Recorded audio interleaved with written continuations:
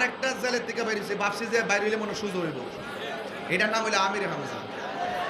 হ্যাঁ, ওয়াজের মধ্যে ওইটা কি বলতেছে, তাহিরি আহমদুল্লাহর বিরুদ্ধে কথা বলে।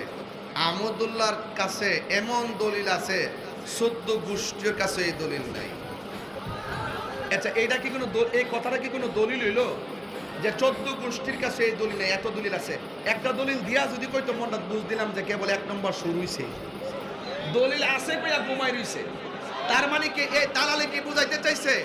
এই দালালে কি বুঝাইতে চাইছে যে আহমদুল্লাহ সাহেব যে বলছে 40 বছর পর্যন্ত নবী ছিল না, এই দালাল কিন্তু এটাই বুঝাইতে চাইছে। কথা কোন ঠিক না বেটি?